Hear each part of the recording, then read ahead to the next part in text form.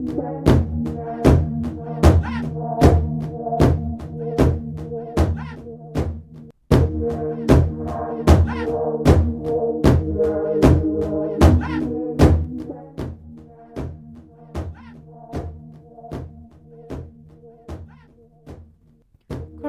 नमस्कार, मैं हूँ तिंगनाम सुरजलता देवी। कंगला टीवी मणिपुर से सुनिए हिंदी में समाचार। पहले मुख्य समाचार। मणिपुर की पारंपरिक बुनाई सोल में जगमगाई। मणिपुर विश्वविद्यालय ने आज वाइस चांसलर्स कोर्ट हॉल में मनोविज्ञान विभाग द्वारा टेक्नोलॉजी एंड मेंटल वेलबींग विषय पर एक दिवसीय राष्ट्रीय संगोष्ठी का आयोजन किया। नंबोल में स्थानीय उत्पादों के प्रोत्साहन पर जोर। दिल्ली लाल किला विस्फोट में मृतकों की संख्या 12 हुई, एनआईए ने जान संभाली। एनआईए ने लाल किला विस्फोट की जान संभाली। अल फलाह विश्वविद्यालय के 3 डॉक्टरों हिरासत में। अब समाचार विस्तार से। मणिपुर के प्रसिद्ध फैशन डिजाइनर रॉबर्ट नाउरेम ने सोल, साउथ कोरिया में आयोजित सेलिब्रेटिंग इंडिया फेस्टिवल 2025 में अपनी नई कलेक्शन वोक लूम्स पेश की। यह शो उनके आर स्टूडियो लेवल के तहत प्रदर्शित हुआ, जिसमें मणिपुरी पारंपरिक हथकरघा कला को आधुनिक फैशन शैली के साथ खूबसूरती से जोड़ा गया। कोरिया और मणिपुर के मॉडल्स ने रनवे पर मनमोहक बुने हुए परिधानों में वोक की, जो मणिपुरी कारीगरों की कला और जीवंत परंपरा को दर्शाते थे। शो का निर्देशन विक्रम राय मेधी ने किया और इसे NEIFT ने प्रोड्यूस किया, जबकि कार्यक्रम को Korea federation of textile industries का समर्थन मिला। रॉबर्ट नाउरेम की कलेक्शन को अंतर्राष्ट्रीय मंच पर मणिपुर की बुनाई विरासत को शानदार तरीके से प्रस्तुत करने के लिए खूब सराहा किया गया।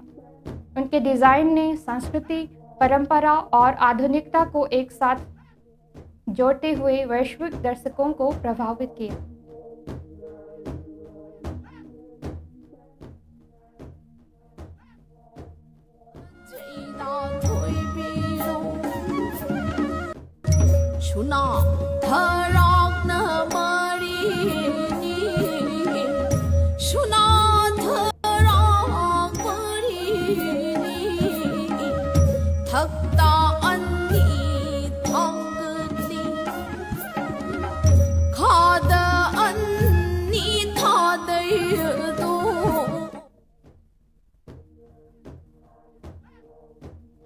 मणिपुर विश्वविद्यालय ने आज वाइस चांसलर्स कोर्ट हॉल में मनोविज्ञान विभाग द्वारा टेक्नोलॉजी एंड मेंटल वेलबींग विषय पर एक दिवसीय राष्ट्रीय संगोष्ठी का आयोजन किया।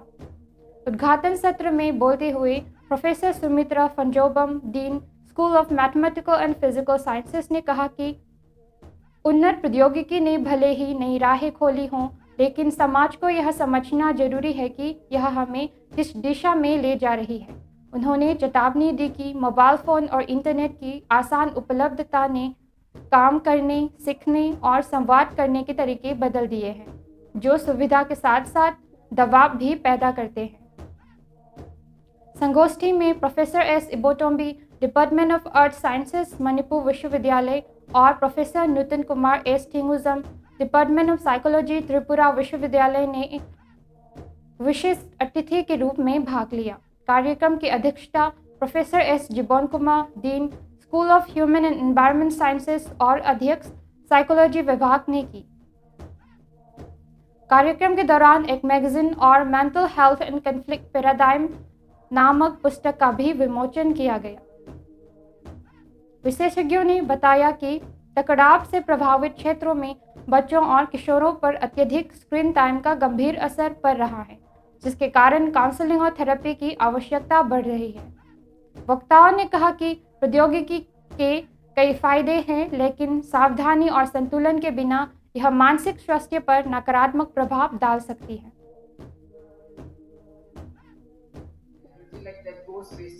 How to convert them into energy. So we call them energy harvesting. How to produce green energy. So all this we can do through material science and advanced materials, etc. So that is one side of it. But on the other hand, like these kind of technologies that we are trying to develop can be detrimental because BJP Nambol मंडल के सार्वजनिक hall में आयोजित एक कार्यक्रम के दौरान नंबोल केंद्र के विधायक TH बसंतर ने कहा कि यदि हमें अपनी पहचान को सुरक्षित रखना है तो हमें स्थानीय स्तर पर बने उत्पादों का उद्घाटन और प्रचार शुरू करना होगा।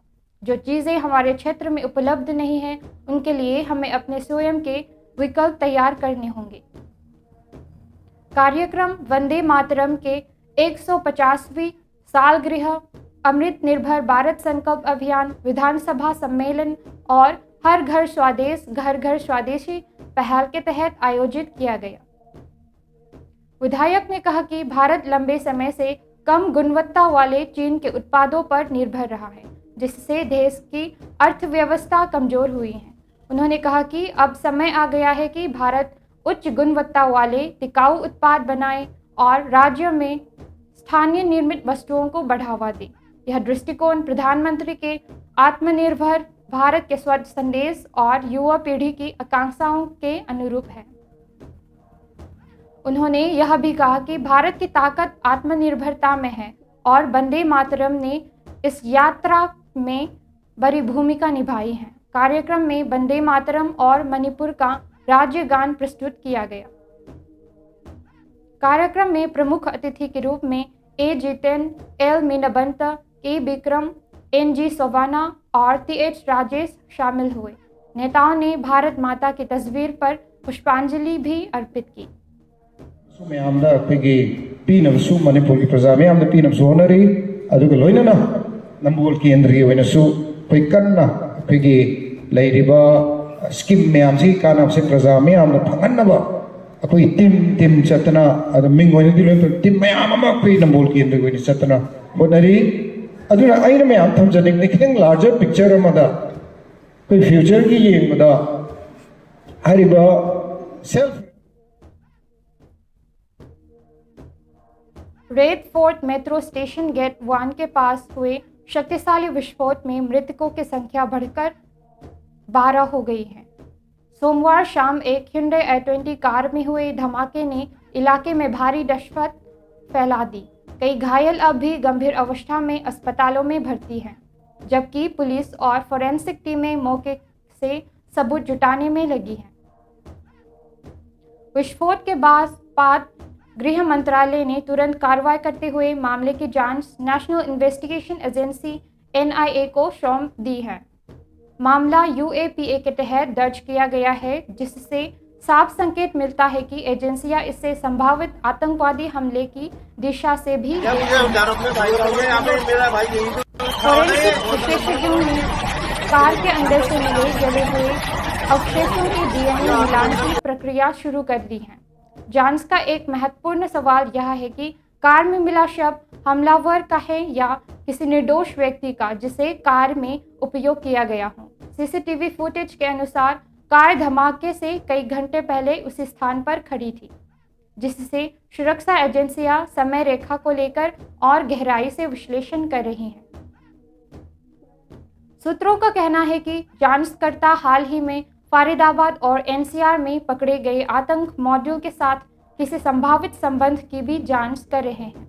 विस्फोट स्थल से धातु के टुकड़े, सस्पेक्टेड ट्रिगरिंग डिवाइसेस और उच्च शक्ति वाले विस्फोटक पदार्थ के नमूने मिले हैं, जिन्हें NIA की फोरेंसिक प्रयोगशाला भेजा गया है।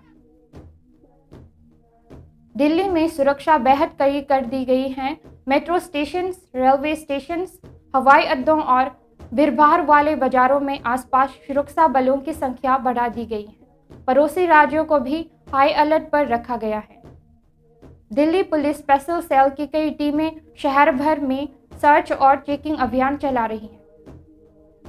केंद्रीय गृह मंत्री अमित शाह ने आज सुबह उच्च स्तरीय आपात बैठक की अध्यक्षता की। उन्होंने कहा कि केंद्र सरकार और सभी एजेंसियां दिन रात मिलकर काम कर रही हैं ताकि इस मामले के पीछे की पूरी साजिश का पता लगाया जा सके और दोषियों को जल्द ही गिरफ्तार किया जा सके। NIA अगले 24 घंटे में अपनी पहली विस्तृत रिपोर्ट साझा कर सकती है, जबकि शहर में सुरक्षा व्यवस्था अगले कुछ दिनों तक और कड़ी रहने की संभावना है।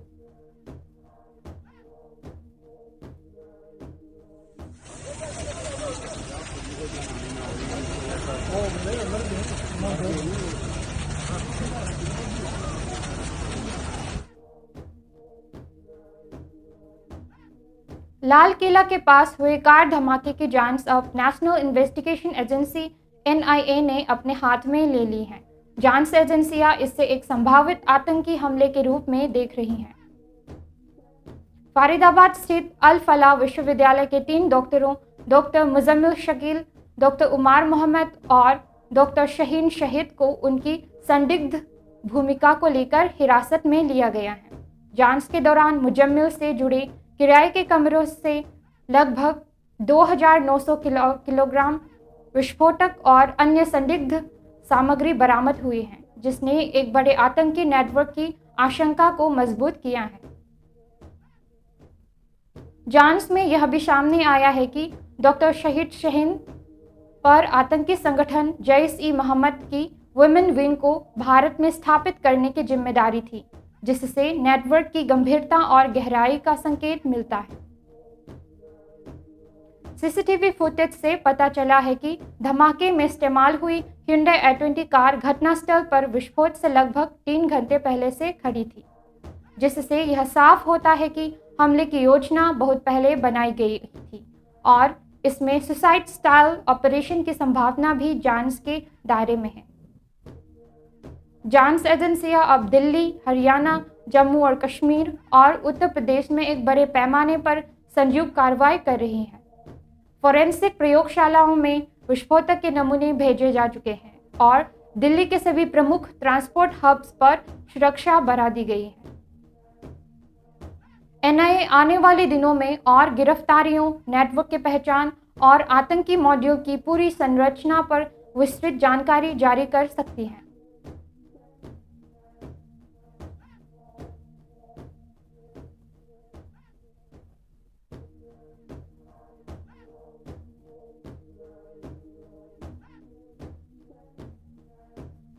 कंगला टीवी में हम मानते हैं कि हर आवाज़ मायने रखती है और हर कहानी महत्वपूर्ण होती है। आपकी स्थानीय खबरें, आपकी टिप्पणियां और आपके अनुभव शक्तिशाली हैं। ये एक अधिक जागरूक समाज बनाने में मदद करते हैं। हम आपको प्रोत्साहित करते हैं कि आप आगे आए और हमारी सिटीजन जर्नलिज्म पहल के तहत अपनी स्थानीय खबरें साझा करें। आपका सहयोग सिर्फ स्वागत योग्य ही नहीं है, बल्कि यह समाज के लिए अत्यंत आवश्यक है।